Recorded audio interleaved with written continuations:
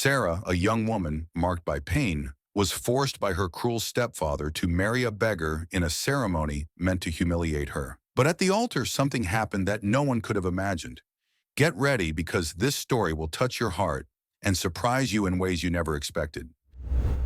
Sarah, a 24-year-old young woman with eyes full of hope but a heart marked by pain, lived under the relentless control of her stepfather, Richard Wallace. Ever since her mother passed away in a tragic accident 3 years ago, the mansion in Boston, once a refuge of love and protection, had turned into an emotional prison. Richard, a cold man obsessed with power, made it a point to remind Sarah, day after day, that she was nothing but a burden in his life. With his arrogant demeanor and a fortune that seemed to amplify his cruelty, Richard manipulated every aspect of Sarah's life. He forbade her from working, restricted her outings, and never missed an opportunity to humiliate her. "You are useless without me, Sarah," he would say with a venomous smile as he savored an expensive whiskey in his imposing office. To him, the young woman was nothing more than a puppet, something he could control and subjugate at will. Then, as if her daily humiliations were not enough, Richard had an idea that bordered on wickedness. During a cold and silent dinner at the large mahogany table in the dining room, he broke the silence with a sentence that froze Sarah. "I have made a decision that will finally teach you to be useful for something. You're going to get married." Sarah's eyes widened, confused, as panic began to rise within her. "Married? To whom?" she asked, her voice trembling. The smile that appeared on Richard's lips was cruel. "To Ben, that bum who lives in the alley near the town square. At least he has more ambition than you ever had." Sarah gasped, staring at Richard, hoping this was some sadistic joke. But his gaze was serious, a look she knew all too well. It was the look of someone about to destroy something without remorse. "You only have one choice, Sarah. Accept this marriage or you will be on the street tomorrow. Not a penny to your name.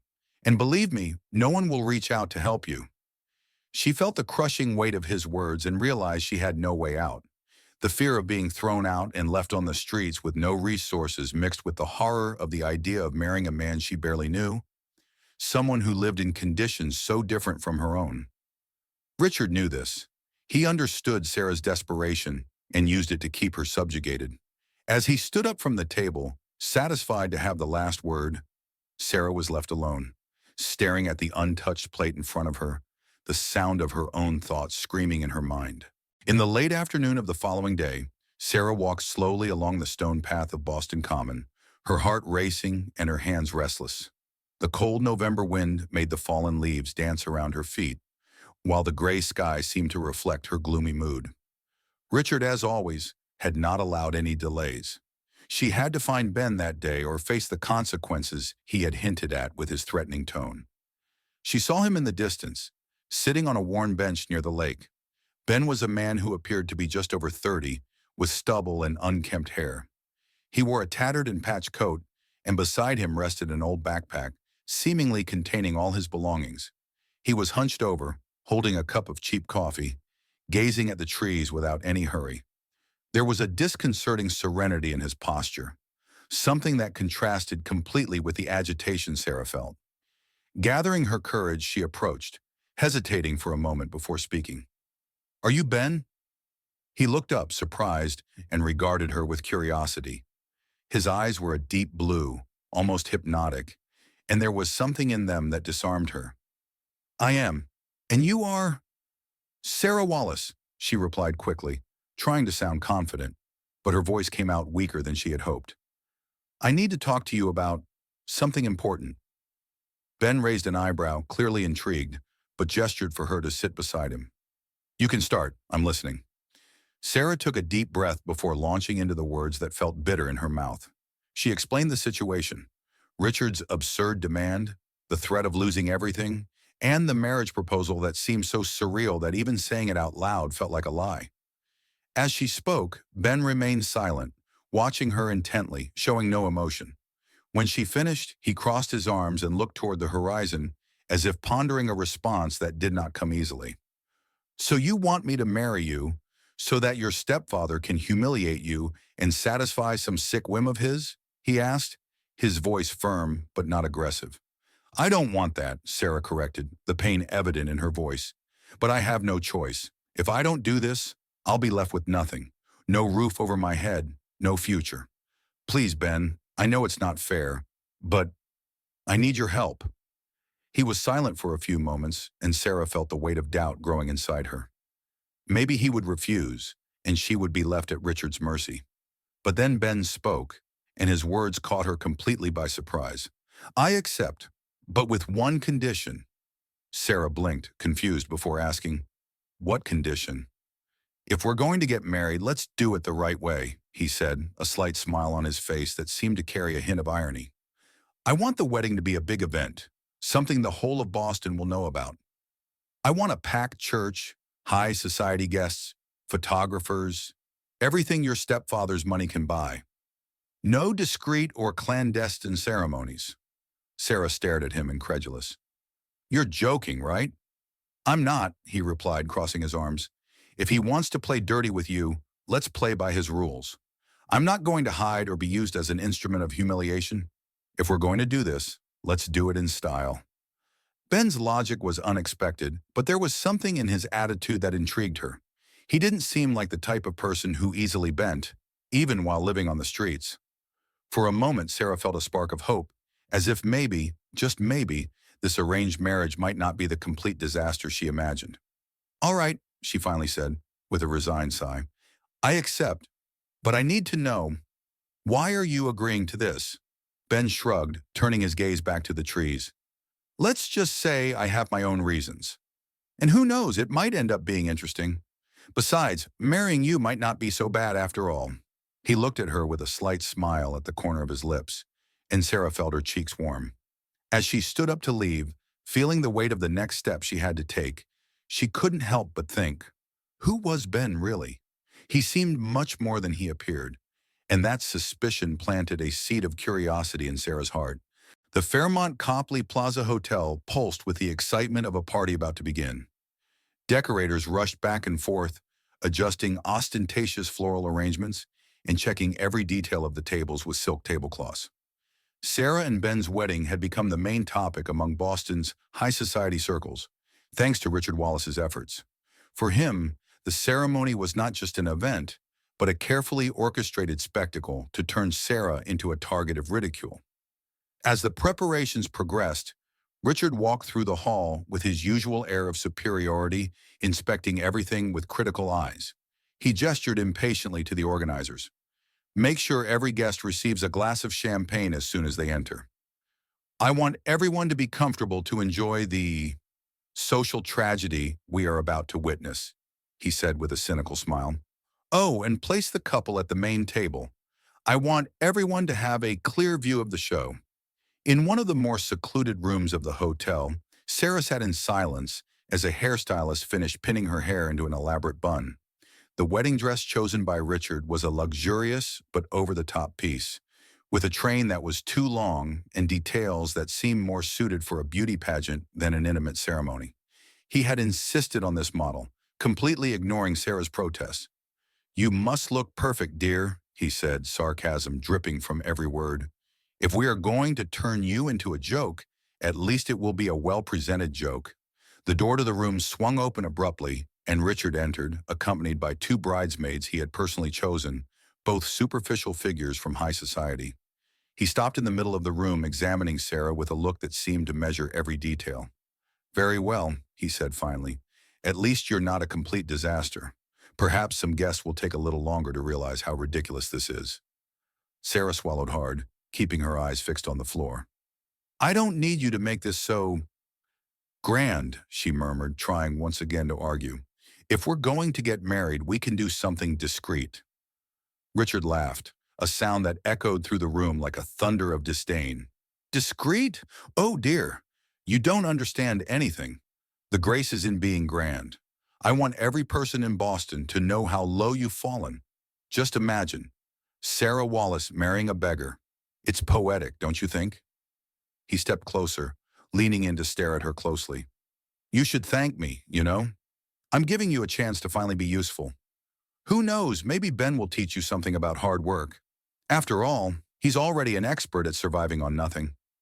Sarah felt her face burn, but remained silent. She knew that any response would only increase Richard's pleasure in humiliating her. He smiled, satisfied with her submission, and turned to leave.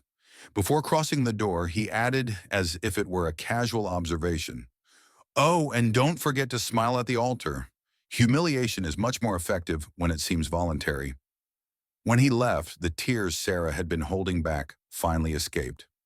She knew Richard was doing everything to destroy the little dignity she had left, and the wedding was nothing more than his newest weapon. But as she looked at her reflection in the mirror, she vowed to herself that she would not give up. No matter how much she felt the weight of disdain and manipulation, there was a spark inside her that refused to be extinguished. The Fairmont Copley Plaza Hotel was at its peak of opulence that Sunday morning. Crystal chandeliers sparkled intensely under the natural light streaming through the tall windows, while finely decorated tables with exotic floral arrangements lined the hall. There was a continuous murmur among the guests who had already taken their seats, a mix of expectation and malicious curiosity. Sarah Wallace's wedding to a man who, according to the carefully nurtured rumors by Richard, was a complete beggar, was the most anticipated event of the social season. Richard, as the conductor of this cruel orchestra, was at the center of attention, circulating with a glass of champagne in hand. His guests, a mix of businessmen, socialites, and politicians, seemed delighted by the idea of witnessing what they saw as a bizarre spectacle.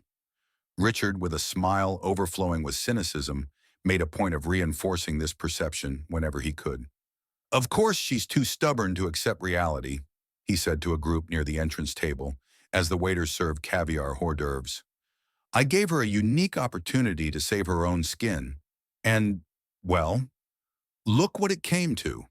He laughed, and the others joined in, although some discreet glances betrayed a certain discomfort. Meanwhile, Sarah was in one of the rooms on the upper floor, being prepared by a battalion of hairdressers and makeup artists hired by Richard. The wedding dress, an immaculate luxury piece, was both stunning and suffocating. Every detail seemed like a declaration of exaggerated wealth, as if the outfit was designed to mock her while transforming her into the perfect doll for the public humiliation Richard had planned. "Are you ready for your big day?" Richard's voice sounded behind her, cold and laden with sarcasm. He entered the room without permission, brushing aside the stylist with a dismissive gesture. Sarah slowly turned to face him, her posture rigid, but her eyes filled with a mix of sadness and anger. "You did this to destroy me," she said, her voice low but firm. Richard raised an eyebrow, as if genuinely surprised by the accusation. "Me? Destroy you? Don't be dramatic, Sarah. I'm just teaching you the most important lesson of your life, to recognize your place. And don't worry, everyone down there will applaud your bravery. After all, how many women would sacrifice themselves like this for nothing?" He laughed, moving closer to adjust a loose strand of her hair in a falsely affectionate manner. Sarah remained silent, swallowing the words she wanted to scream. Arguing with him would only increase his pleasure in seeing her hurt. Instead, she took a deep breath, turned to the mirror, and let her anger be transformed into determination. She knew she was entering a social battlefield, and as powerless as it seemed, she refused to completely surrender her dignity. In the hall, the murmur grew when Ben arrived. He walked calmly down the red carpet leading to the altar, wearing a simple yet impeccable tuxedo. His hair was styled, and the beard that had once seemed unkempt was now trimmed, revealing a surprisingly attractive face. He did not seem out of place in the luxurious environment. On the contrary, he walked with a calm and confident posture, as if he were absolutely comfortable among Boston's elite. The whispers began immediately. "Is that the groom?" asked a woman sitting in the front row, adjusting her glasses to see him better. "But he doesn't look like a beggar," commented another guest, frowning. "In fact, he looks refined." Richard, who had returned to the hall shortly before, noticed the change in the tone of the whispers and slightly furrowed his brow. He had expected laughter and jokes at Ben's arrival, but instead he saw curious and even respectful glances. His smile remained, but his jaw tightened. At the altar, Ben remained calm, observing the guests with an analytical gaze. He knew exactly what was happening around him, but he seemed indifferent. His expression was serious, but not severe, as if he had completely accepted the role that had been imposed on him and, at the same time, was about to subvert it in some way. When the music began, announcing Sarah's entrance, all eyes turned to the grand double doors that opened slowly.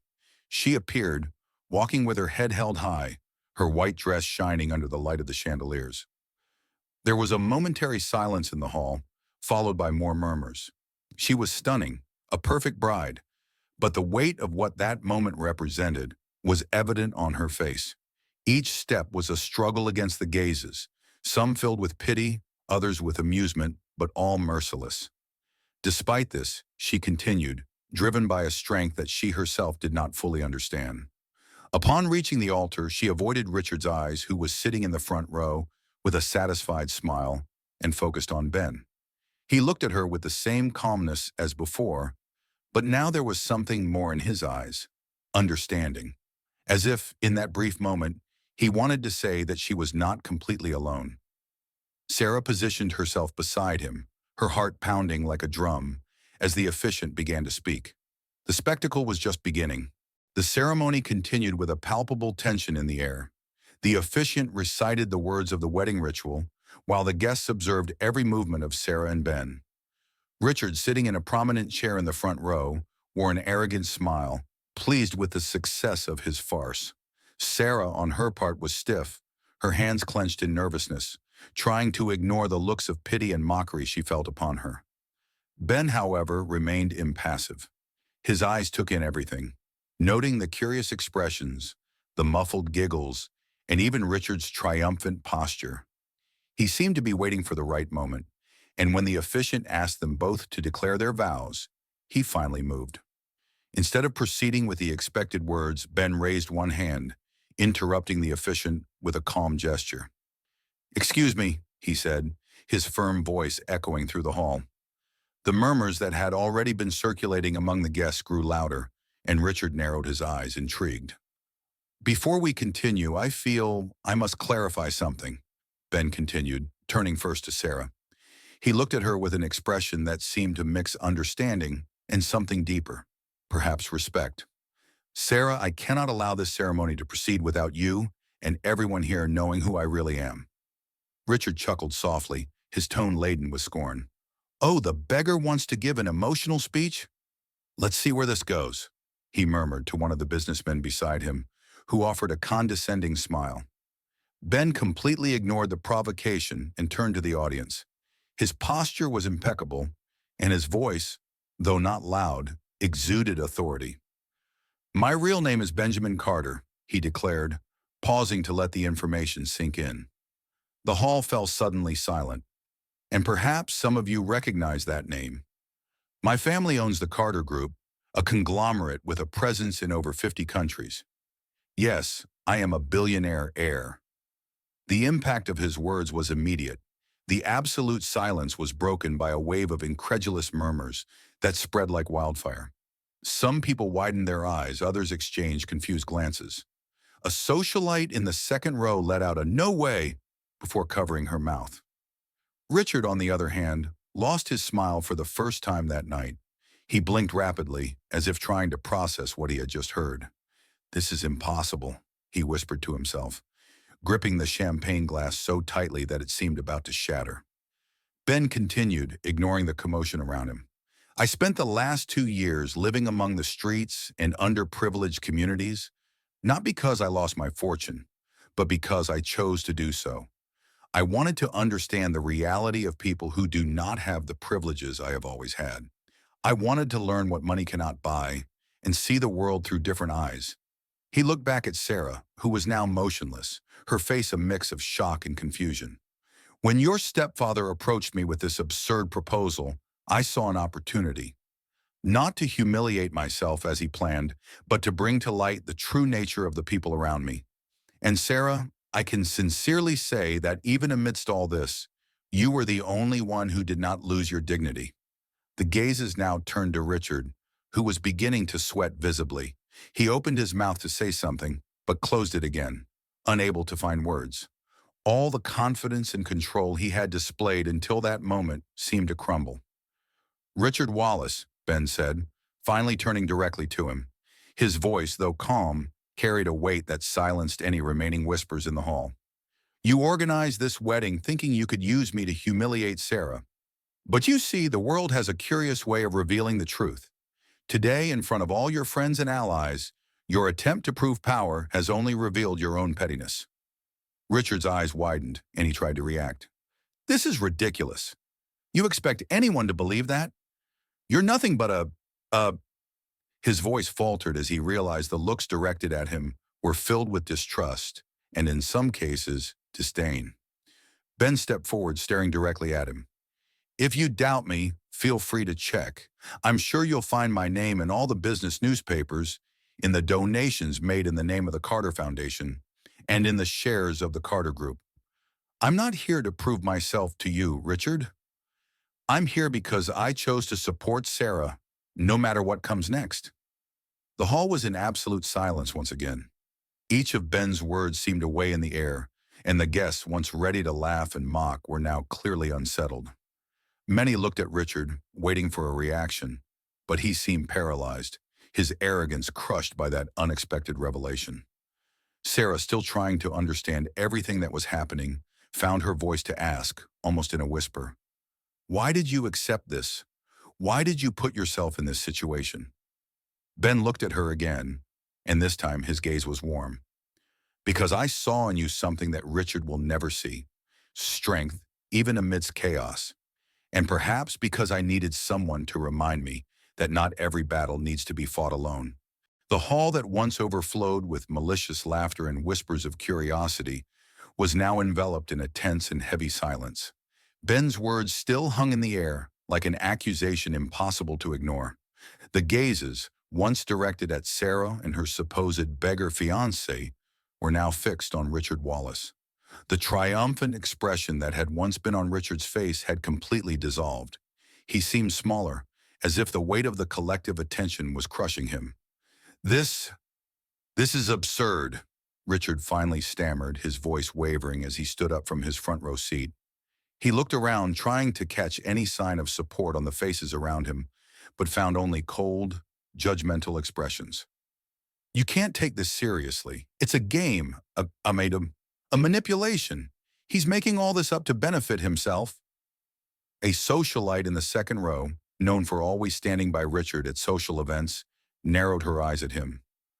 "Making it up? Richard, he is Benjamin Carter. Even I recognize that name. And you want us to believe he's lying? It seems like you are the one who tried to manipulate everyone here." Her cutting voice echoed through the hall, and some guests nodded in approval. Richard stepped forward, raising his hands in a gesture he hoped would be calming. "Listen, all of you, this wedding, this situation, was an attempt to teach Sarah a lesson. She needed to understand the value of things. She needed to be taught to respect the rules of life. You know how irresponsible young people like her can be. Do you think that justifies your deplorable behavior?" interrupted a nearby businessman. A man who had until that moment always praised Richard for his business acumen. "You organized an entire wedding to humiliate your stepdaughter. What kind of man does that? That's not authority, Richard. That's cruelty." Another guest, a renowned politician, crossed her arms and shook her head. "And to think I trusted you, Richard. This whole event is a clear reflection of your lack of character. If you are capable of something like this against your own family, what else are you capable of?" The humiliation that Richard had planned for Sarah now fell upon him like an unrelenting avalanche. His breathing quickened, and he desperately tried to defend himself. "You don't understand. Everything I did was for her own good. She was wasting the fortune her mother left. She needed to be controlled." "Controlled?" Sarah finally found her voice, and all eyes turned to her. Her posture was firmer than at any other moment that night. "You destroyed any dignity I had, treated me like an object, like a burden in your life. This was never about teaching me a lesson, Richard. It was about your sick desire to keep me under your control. You wanted me to feel small so you could feel big." The hall erupted in murmurs of agreement. Some people who had arrived at the event expecting a night of fun at Sarah's expense now realized the extent of Richard's cruelty. He tried once more to gain the guests' attention, but his words were drowned out by the growing disapproval. "This is ridiculous theater," he shouted, his voice losing strength. "You are all hypocrites. How many of you wouldn't do the same to protect your interests? Don't judge me as if you were saints." "Interests?" Ben replied, his calm but incisive voice cutting through the chaos. He stepped forward, looking directly at Richard. "Interests do not justify cruelty, Richard. You could have chosen to help Sarah, but you preferred to destroy her. And now that you are exposed, you try to drag everyone into your mud. That is not strength, it is desperation." Richard stood still, speechless, as the looks around him grew even colder. The man who had once seemed unshakable, a titan in social and business circles, was now isolated at the center of a stage he had created himself. The guests began to distance themselves from him, as if the mere act of remaining near him was contaminating. "Let's go," said an elegantly dressed woman, pulling her companion's arm. "I refuse to be associated with this kind of behavior." One by one, the guests began to disperse, murmuring among themselves. Some cast sympathetic glances at Sarah, while others simply ignored Richard completely. He tried for the last time to salvage something from the situation. He grabbed the arm of an important businessman. "Listen, please. You know how these things are. Everything was misinterpreted. I am still a man of value, someone you can trust." The man pulled his arm away, looking at Richard with disdain. "Trust? You lost that here today. Good luck trying to rebuild your reputation." He walked away, leaving Richard standing alone in the middle of the empty hall. Sarah and Ben remained together near the altar, watching the scene. She was still processing everything, but felt an almost palpable relief at seeing Richard finally exposed. Ben beside her looked at her with a small smile. It seems the lesson he wanted to teach turned against him. Richard, finding himself completely abandoned, turned to Sarah, his eyes filled with rage and desperation. "You think you won, don't you? This isn't over." Sarah lifted her chin, for the first time truly feeling in control. "It's over, Richard, and now you will feel what it's like to be alone." Without another word, she turned away, accompanied by Ben, while Richard remained standing, defeated amidst the echo of his own failure. As the hall slowly regained its silence, with the guests now murmuring among themselves in a mix of shock and admiration, Sarah remained by Ben's side, still processing the cascade of revelations. The man next to her was not the beggar she had been forced to accept as her husband. He was Benjamin Carter, a billionaire heir who had chosen to live among the underprivileged, driven by principles she had never imagined finding in someone of his social standing. She looked at him, searching for any sign of falsehood or manipulation.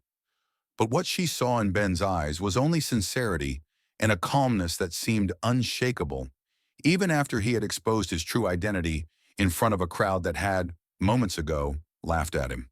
The officiant cleared his throat, hesitant. "Mr. Carter, Ms. Wallace, can we continue or will this be reconsidered?" He seemed unsure of how to proceed, and he was not alone. Many of the guests were still in the hall, now less out of curiosity and more out of the reverence the moment had acquired. Sarah took a deep breath, turning to Ben. "Why did you do this? Why did you accept all of this from the beginning? Not to expose Richard, because that was just a consequence. So, why?" Her voice was low but firm, and everyone present held their breath, as if they had been invited to witness an intimate secret.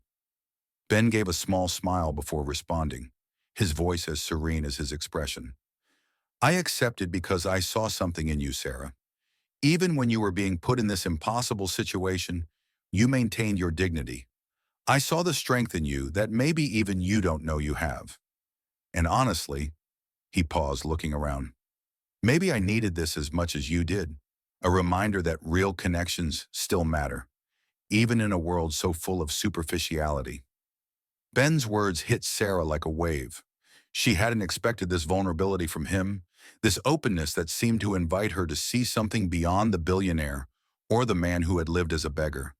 There was something genuine, and it made her reconsider everything that had happened up to that moment. Sarah's eyes filled with tears, but this time they were not tears of sadness. She lifted her head, feeling a strength she hadn't recognized in herself until then. "Yes," she said, the word clear and firm, even though her voice still carried emotion. Let's continue. The officiant seemed relieved, and the murmurs in the hall turned into a mix of sighs and exclamations. Ben extended his hand, offering it to Sarah, and she accepted, intertwining her fingers with his. It was a simple gesture, but it was loaded with meaning, as if to say, "We are in this together now." The vows that followed were not the conventional words of a typical wedding. Sarah spoke with honesty, promising to be herself, to fight for her independence, and to open herself to the possibility of something real between them. Ben, in turn, made promises that surprised not only Sarah, but everyone present.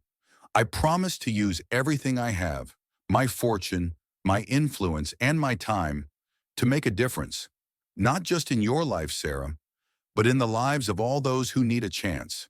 And I promise, above all, that I will never let you feel as alone or helpless as you felt before today." When they said "I do," the hall erupted in applause, but now the applause was genuine. There were no more mocking laughs or malicious whispers. The event, which had begun as a plan to humiliate Sarah, had transformed into something unexpected, a celebration of hope, redemption, and a new beginning. As the reception began, the atmosphere was completely different from what Richard had imagined. The guests who remained were not there out of morbid curiosity, but out of genuine admiration for the couple. Ben was talking with some important figures, already discussing ideas on how to expand his social projects, while Sarah, finally relaxed, was surrounded by people who wanted to get to know her and express their support. At one point, Ben pulled her away from the crowd, leading her to a balcony illuminated by the soft light of the moon. Boston stretched out before them, and for a moment they stood in silence, enjoying the fresh air. "This wasn't how I imagined it," Sarah finally said, her voice light, almost laughing. "In fact, this was the opposite of what I imagined." Ben smiled, leaning against the railing beside her. "Sometimes the things we fear the most end up being the beginning of something better." He looked her directly in the eyes. "Do you believe that?" Sarah hesitated for a moment, but then smiled back, feeling for the first time in years that she might be able to believe. "I think I'm starting to." The wedding, which should have been the peak of Sarah's humiliation, became the beginning of a new story. A story where she was not just a pawn in Richard's cruel game, but a woman who found strength in adversity. And alongside Ben, she felt that the future, for the first time, seemed promising. Months had passed since the wedding that had completely changed the lives of Sarah and Ben. The house they now lived in, an elegant yet cozy property in Beacon Hill, reflected the union of two worlds. The luxury of Ben's fortune was present, but with touches that Sarah added: simplicity and purpose. Every space was functional and warm, far from any meaningless ostentation. The couple had decided to transform what once seemed like a forced destiny into a true partnership, and more importantly, into a force for good. Sarah had reinvented herself. Once a young woman living in Richard's shadow, she was now an independent woman with her own voice and an important role in the philanthropic work that she and Ben had started. Together, they founded the Carter Wallace Foundation, an organization dedicated to helping vulnerable people. The focus was not just on distributing resources, but on creating real opportunities. Education, dignified housing, and access to medical care were the priorities. Ben, who had previously sought to understand the world of the streets through his personal experience, was now dedicated to expanding the foundation's projects. He was a natural leader, but always made a point to include Sarah in all decisions. "Your perspective is what makes this work," he often told her, and Sarah knew he was serious. Together, they were a team, driven by a greater purpose. On an ordinary day, Sarah visited one of the shelters they had built in the outskirts of Boston. It was a vibrant place, with children running through the halls and adults participating in job training programs. She walked among them, stopping to listen to their stories, their struggles, and their hopes. "You inspire me," she said to a woman who had found a job thanks to one of the courses offered by the foundation. "I know what it feels like to think no one is on your side, but now you have a community." Ben, for his part, was in a meeting with philanthropic investors in New York, presenting a new project, an educational center in partnership with renowned universities where low-income youth could access quality training at no cost. "This is not charity," he said, his tone firm but filled with passion. "It's an investment in the future of our society, and I promise you that the results will be transformative." Despite their busy schedules, Ben and Sarah made it a point to always prioritize time together. Every evening, they gathered in the kitchen to cook, something they had both learned to appreciate during the early months of marriage. It was a simple moment, but it symbolized the balance they had found between their personal and professional lives. However, not everything was completely resolved. Richard Wallace, now fallen from grace, lived isolated in his empty mansion. After the wedding, the public humiliation he suffered had distanced him from his former allies and friends. Without the prestige and power he used to flaunt, he realized the emptiness of his life. His attempts to rebuild his reputation had failed miserably, and the name Wallace, once synonymous with influence in Boston, was now remembered with disdain. One day, Richard decided to make one last effort to reconnect with Sarah. He showed up at the foundation's headquarters unannounced, looking for her. When he was taken to Sarah's office, she stood to greet him, her posture firm and unwavering. He looked older, more haggard, the weight of his defeat visible in his eyes. "Sarah," he began, his voice low and hesitant, I know I made mistakes, terrible mistakes, but I'm here to ask for forgiveness. I can't change what I did, but I want to at least try to fix things between us." Sarah listened to him in silence, her face serene but devoid of emotion. When he finished, she stepped forward and replied, with a cutting calmness, "Richard, you spent years trying to destroy me. I survived that, and today I am here because I chose to move on. Forgiveness is not something I can offer easily, and the truth is, I no longer need you in my life. I hope you find your peace, but it won't be with me." Richard tried to insist, but she raised her hand, ending the conversation. "Goodbye, Richard." And with that, she turned away, leaving him alone in a space that pulsed with energy and hope, something he had never managed to build. That night, Sarah and Ben met at home, as they always did. He greeted her with a kiss on the forehead and noticed that something was on her mind. "Richard showed up today," she said as they sat in the living room, illuminated by the soft glow of the fireplace. "He tried to ask for forgiveness." "And what did you say?" Ben asked, his expression calm, but with evident curiosity. "I told him I no longer need him." "And it's true." She smiled, looking at Ben with gratitude. "I finally feel free, Ben. Free to be who I am, to make a difference." Ben held her hand, their fingers intertwined as they had been on their wedding day. "You are not just free, Sarah. You are transforming lives, and this is just the beginning." That night, they toasted to the new life they had built together, not just as husband and wife, but as committed partners in creating a positive impact in the world. As the city sparkled beyond the windows, Sarah looked at Ben and felt for the first time that the future was not just promising, it was extraordinary. If you enjoyed this story, subscribe to the channel and leave a like. These other stories will also move you. Click to continue watching.